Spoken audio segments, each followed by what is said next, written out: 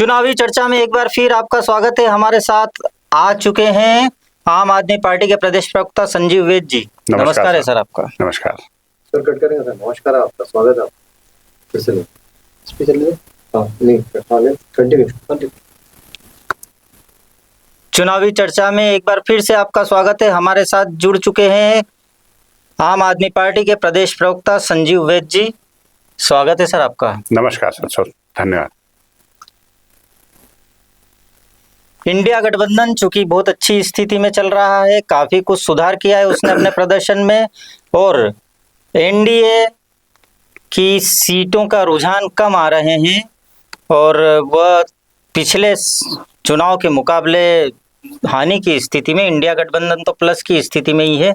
ऐसे में इंडिया गठबंधन में आपकी पार्टी भी सम्मिलित है जी, और अब की बार 400 पार, क्या हुआ उस नारे का? अब की बार 400 पार का जो नारा है वो मुजरा करने चला गया है और अभी फिलहाल वो ध्यानस्थ है। जब ध्यान टूटेगा तब उनको पता चलेगा कि 400 पार का 300 पार भी नहीं हो पा रहे। तो ये चुनावी जुमलेबाजी है, इससे हम लोग बहुत बखूबी वाकिफ हैं इन सब चीजों से। तो आम आदमी पार्टी का पर्सनल जो प्रदर्शन है पिछले बार की अपेक्षा इस बार जी, उससे क्या आप संतुष्ट हैं? जी देखिए, 4 सीटों पर तो हम लोग आगे हैं फिलहाल दिल्ली में, और दिल्ली में हमारा प्रदर्शन निस्संदेह सुधरा है। 7 सीटों में से हमें पिछले बार कुछ भी नहीं मिला था, इस बार 4 मिली है, तो निस्संदेह प्रदर्शन में इजाफा है। अभी बाकी पंजाब के रुझान देखना बाकी है। दिल्ली के प्रदर्शन से हम लोग संतुष्ट हैं और दिल्ली की जनता ने प्रूव कर दिया है कि हम सच के साथ में। क्या लगता है जो वोट फैक्टर हुआ इस बार, जो वोट डले हैं, वह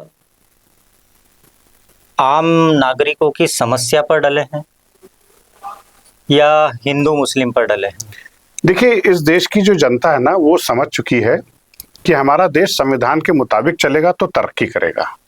हम बीच में हमारी जो रूलिंग पार्टीज थी वो खुद डाइवर्ट हुई हैं, तो उसका नतीजा आपके सामने है। तो जनता ने निस्संदेह जो वोट दिया है, आप जो रुझान देख रहे हैं, आप इंडी गठबंधन के जो सीटें आ रही हैं, तो निस्संदेह जनता ने जो है इंडी गठबंधन के नेताओं की नेक नियति देखी, दिल्ली में हमारे काम देखे, कांग्रेस शासित राज्यों में उनके काम देखे। तो जहां जहां पर भी हमारी सरकारें हैं वहां पर हमारे कामों को देखा है, हमारी नेक नीति को देखा है, और बीजेपी को भी देखा है। जिस तरीके से बीजेपी ने सांप्रदायिकता का खेला खेला है, उससे जनता परेशान हो चुकी है और इस जनता का जवाब है ये।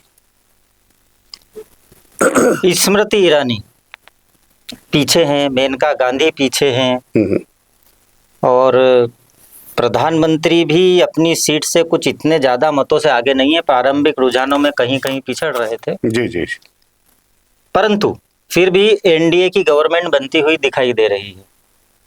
क्या कहना है आपका इस पर? देखिए, एनडीए की गवर्नमेंट बनती हुई दिखाई दे रही है, मैं इस बात से सहमत हूं, लेकिन भारतीय जनता पार्टी अभी तक उस मैजिकल आंकड़े को टच नहीं कर पाई है।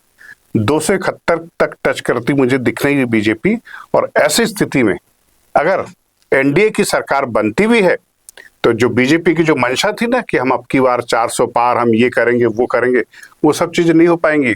और देखिए, ये जो बैसाखी वाली जो सरकार है ना, इसका कोई भरोसा नहीं होता है। तो एनडीए अगर सरकार बना भी लेती है तो ये भी बीजेपी की हार है साहब।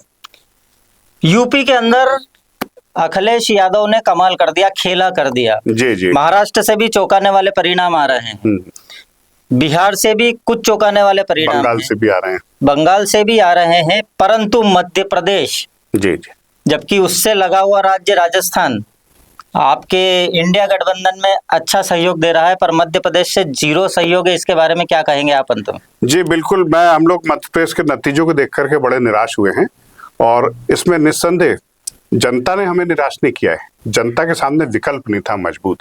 हकीकत ये है कि इंडिया गठबंधन के जो घटक दल थे वो मध्य प्रदेश में अपने आप को मजबूती से जमा नहीं पाए।